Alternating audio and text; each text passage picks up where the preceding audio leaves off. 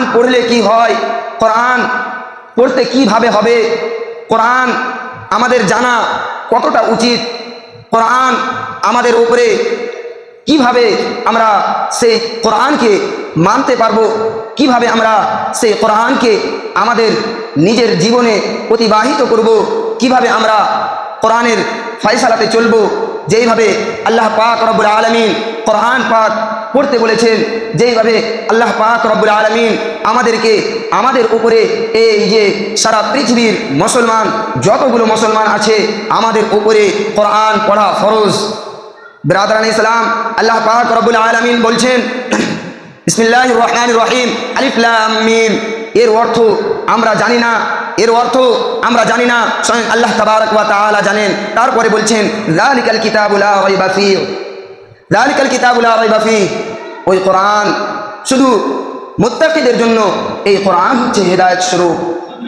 এই কোরআন আমরা পড়ছি, এই কোরআন আমরা মানছি, কিন্তু মানার মতো মানতে পারি না, তাই আমাদের হেদায়েত হয় না। এই কোরআন আমরা শুনছি, তবু আমরা শোনার মতো শুনি না, তাই আমরা হেদায়েত পাই না। এই কোরআন আমরা পড়ছি, তবু আমরা পড়ার মতো পড়ি না। বিরাদরান ইসলাম, মহান আল্লাহ পাক রব্বুল আলামিন বলছেন ওয়ারাত্তিলিল কোরআন তারতিলা, ঠিক আমি যেইভাবে তোমাদের কাছে কোরআনকে নাজিল করেছি, যেইভাবে আমি তোমাদের উপরে কোরআনকে নাজিল করেছি, যেইভাবে আমি তোমাদের কাছে কোরআন পৌঁছে দিয়েছি, সেইভাবেই তোমরা কোরআন পড়ো, কোরআনকে বুঝে বুঝে পড়ো, কোরআনকে আস্তে আস্তে বুঝে বুঝে ভালোভাবে পড়ো তোমরা। কিন্তু বর্তমান সমাজে দেখা যায় আজকে আমরা কোরআন পাঠ করছি, আজকে আমরা কোরআন তেলাওয়াত করছি, কিন্তু কোরআন তেলাওয়াত করার মতো করি না। আজকে আমরা তেলাওয়াত পাঠ করছি, কিন্তু আমরা যেইভাবে আল্লাহ তাবারক ওয়া তাআলা আমাদেরকে কোরআন তেলাওয়াত করতে বলেছে সেইভাবে আমরা কোরআন পড়ছি না, মানছি না, বুঝছি না, আমাদের জীবনে অতিবাহিত করছি না, আমাদের জীবনকে সেই কোরআনের পদ্ধতিতে চালাই না, সেই আমরা কোরআনের নিয়ম ভঙ্গ করে আমরা এই দিকে ওই দিকে টাইম পাস করে দিই, টাইমকে নষ্ট করে দিই। আমরা বর্তমান সমাজে দেখতে পাওয়া যায় যে আমাদের কোরআন, এই যে কোরআন আল্লাহ পাক রব্বুল আলামিন নাজিল করেছেন, এই যে কোরআন পাক আল্লাহ তাবারক ওয়া তাআলা আমাদের জীবনে অতিবাহিত করতে বলেছেন, সেইভাবে কিন্তু চালানো যায় না। এই কোরআন বর্তমান সমাজে, বর্তমান মানুষ, কিছু কিছু মানুষ এমনও আছে যার ওপরে কোরআন বদদুয়া করে যে ইয়ার ওপরে আরো আযাব নাজিল হোক, ইয়ার ওপরে আরো আযাব নাজিল হোক। এই কোরআনকে শুদ্ধ করে পড়ার জন্য আল্লাহ তাবারক ওয়া তাআলা একটি প্রতিষ্ঠান, যেই প্রতিষ্ঠানের নাম হচ্ছে মাদ্রাসা, মসজিদ, ইমাম সাহেব, কারি সাহেব, হাফিজ সাহেব, মুফতি সাহেব, অনেক বড় বড় আলেম আছে যাদের দ্বারাই আমরা এই কোরআনকে ঠিক করতে পারবো, কিন্তু আমরা তা করি না। আমরা এই দিক ওই দিকে টাইমকে নষ্ট করে দিই, আমরা এই দিক ওই দিকে টাইমকে অতিবাহিত করে দিই। আমরা যেইভাবে আল্লাহ তাবারক ওয়া তাআলা কোরআন পাককে পড়তে বলেছেন সেইভাবে আমরা পড়তে পারছি না। এই কোরআন পড়লে সওয়াব, এই কোরআন দেখলে সওয়াব, এই কোরআন শুনলে সওয়াব, এই কোরআন যেই ঘরে থাকবে সেই কোরআন বরকতেই বরকত হয়ে যাবে। এই কোরআন যেই ঘরে পড়া হবে সেই ঘরে রহমতের ফেরেশতারা দোয়া করতেই থাকবে, করতেই থাকবে। এই কোরআনের ব্যাপারে বলা হয়েছে প্রত্যেকটি অক্ষরে 10টি করে নেকি তার আমল নামায় লিখে দেওয়া হয়। অন্য কোনো বইয়ের ব্যাপারে বলা হয়নি। আমরা যে বাংলা বই, ইংলিশ বই, এই যে নানান রকম বই পড়ছি, এর ব্যাপারে এত গুরুত্ব দেওয়া হয়নি, এর ব্যাপারে এত ফজিলত কোরআনের মধ্যে আসেনি, এত ফজিলত কোনো বইয়ের মধ্যে আসেনি। কিন্তু কোরআন যদি পড়ি, কোরআন যদি শুনি, কোরআন যদি মানি, তবে আমাদের শুধু সওয়াবেই সওয়াব, সওয়াবেই সওয়াব, নেকিতেই নেকি। আমরা কিভাবে নেকিটা নিব, আমরা কিভাবে সেই নেকিকে অর্জন করব, আমরা কিভাবে এই যে ফজিলত রয়েছে সেই ফজিলতকে আমরা আদায় করব, আদায় করার চেষ্টা করব, তা আমরা জানলাম না। আজকে বর্তমান সমাজে দেখা যায় কিছু কিছু মানুষ রয়েছে যারা নিজের ছেলে পেলেকে মাদ্রাসায় পাঠায়, সেই মাদ্রাসাতে অতি সুন্দরভাবে, খুব ভালোভাবে, খুব কষ্টের সাথে কথাটা বলছি যে কোরআন হাফিজ সাহেব, মাওলানা সাহেব, কারি সাহেবেরা কোরআন যখন পড়ায়, যখন বাচ্চাদের কোরআন শুনতে পাওয়া যায়, বাচ্চাদের আওয়াজ বের হয় কোরআন পড়ছে, আলিফ লাম মিম যালিকাল কিতাবু লা রাইবা ফীহ, এই কোরআনকে মাজহুল পড়তে বলা হয়নি, এই কোরআনকে মারুফ পড়তে বলা হয়েছে, এই কোরআনকে ভুল ভাল পড়তে বলা হয়নি, এই কোরআনকে শুদ্ধভাবে পড়তে বলেছে। কিন্তু আমাদের বর্তমান সমাজে কিছু মানুষ আছে, কিছু ছেলে আছে, যারা আমরা কোরআনকে মাজহুল পড়ে যাচ্ছি। আমরা কোরআনের হক আদায় করি না। কোনো মানুষের কাছ থেকে যদি আমরা 5 টাকা ধার নিই, 5 টাকা নিয়ে নিই, সেই মানুষকে যদি আমরা 5 টাকা না দিই, সেই কাল কিয়ামতের মাঠে আমাকে খাড়ো হতে হবে, সেই কাল কিয়ামতের মাঠে আমাকে জবাব দিতে হবে যে তুমি 5 টাকা দাওনি কেন, তোমার কাছে যে পয়সা পাই তুমি দাওনি কেন। ঠিক সেইভাবে আমরা যে কোরআনকে জাবারের জায়গাতে জের করছি, জেরের জায়গাতে আমরা পেশ লাগিয়ে দিচ্ছি, যেখানে মাদ আছে, যেইখানে টানার আছে সেইখানে টানি না, যেইখানে টানার নাই সেইখানে আমরা বাড়িয়ে দিচ্ছি। আমরা এই কোরআনকে ডাল ভাতের মতো যেইভাবে খাওয়ার ইচ্ছা করছে সেইভাবেই খেয়ে নিচ্ছি। ব্রাদার আল ইসলাম, আল্লাহ তাবারক ওয়া তাআলা বলছেন ওয়ারাত্তিলিল কোরআন তারতিলা, ওয়ারাত্তিলিল কোরআন তারতিলা। ঠিক আমি যেইভাবে এই কোরআনকে নাজিল করেছি তোমরা সেইভাবেই পড়ো। আমি এই কোরআনকে আস্তে আস্তে আস্তে আস্তে করে নাজিল করেছি। এই কোরআনকে তোমরা আস্তে আস্তে করে পড়ো, বুঝে বুঝে ধীরে সুস্থে পড়ো। এই কোরআনকে তোমরা তেলাওয়াত করো। ব্রাদার আল ইসলাম, এই কোরআন যারা তেলাওয়াত করবে, এই কোরআন এমনই একটি কোরআন, এই কোরআনের তেলাওয়াত শুনে মানুষের অন্তর ঠান্ডা হয়ে যায়, মানুষের অন্তর ঠান্ডা হয়ে যায়। এই কোরআনে একটি সূরা আছে, এই কোরআনে একটি সূরা আছে, সেই সূরাটির নাম হচ্ছে ফাতিহা, সেই সূরাটির নাম হচ্ছে সূরা ফাতিহা। একদিন যদি কোনো ইমাম সাহেব, কোনো কারি সাহেব, কোনো মুফতি সাহেব, কোনো আলেম, কোনো যেই মুসল্লি হোক না কেন, কোনো মুসল্লি হোক না কেন, যদি নামাজে যদি সূরা ফাতিহা না পড়ে সেই নামাজ কবুল হবে না, সেই নামাজ দুরুস্ত হবে না, সেই নামাজ গ্রহণযোগ্য হবে না। সেই সূরা ফাতিহা যদি আমরা শুনতে শুরু করি, তবে বর্তমান সমাজে এমন কিছু মানুষ রয়েছে যে তাদের সূরা ফাতিহাটাও শুদ্ধ নাই। আমরা কি করলাম? আল্লাহ তাবারক ওয়া তাআলা যে আমাদেরকে এই দুনিয়াতে পাঠিয়েছেন, ওয়া মা খালাকতুল জিন্না ওয়াল ইনসা ইল্লা লিয়াবুদুন, আমাদেরকে আল্লাহ তাবারক ওয়া তাআলা সৃষ্টি করেছেন একমাত্র তিনার ইবাদত বন্দেগী করার জন্য। কিন্তু আমরা তিনার ইবাদত বন্দেগী করছি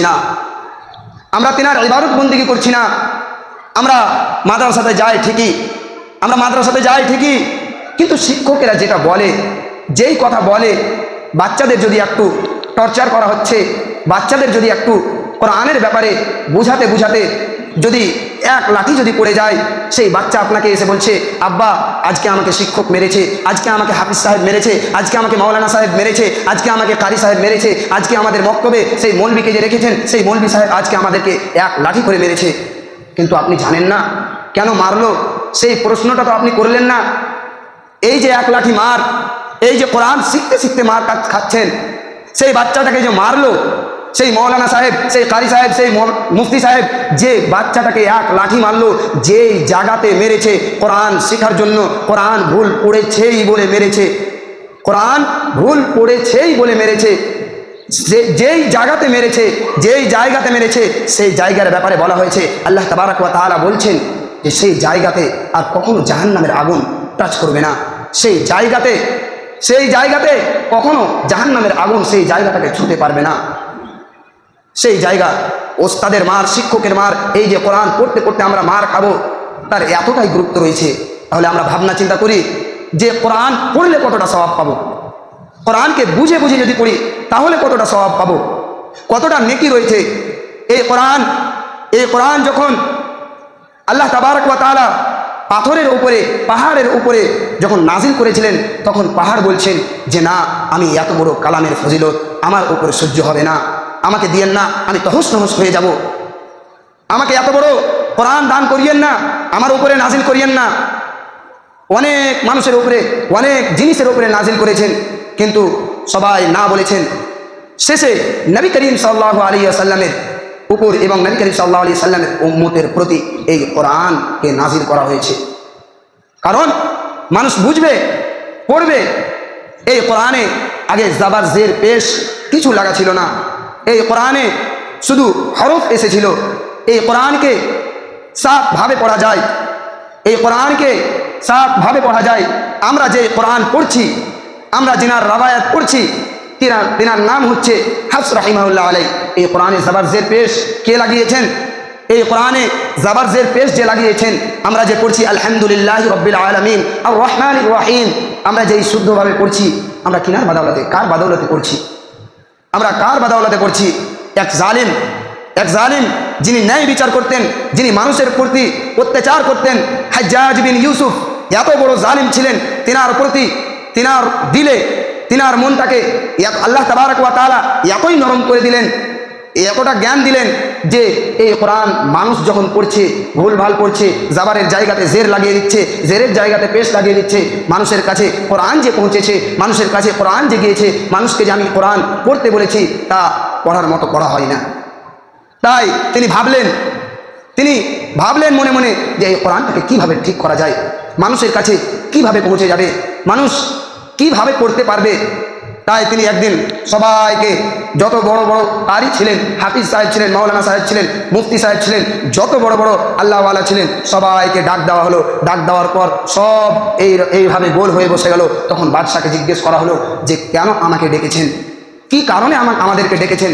তখন তিনি বললেন, সেই হাজ্জাজ বিন ইউসুফ বললেন যে এই কোরআন মানুষ যখন পড়ে তখন অনেক ভুলভাল পড়ছে, তো আমরা মানুষের কাছে কিভাবে ভালো করে পৌঁছে যেতে পারবো, যাতে মানুষের বুঝতে সুবিধা হবে, মানুষের বুঝতে অসুবিধা হবে না, মানুষ কিভাবে বুঝতে পারবে, মানুষ কিভাবে পড়তে পারবে।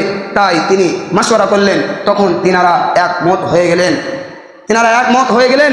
তখন তিনারা বললেন যে একটি রাওয়ায়াত 7টি রাওয়ায়াতের মধ্য থেকে একটি রাওয়ায়াত, সেটা হচ্ছে খুবই সহজ, খুবই আসান।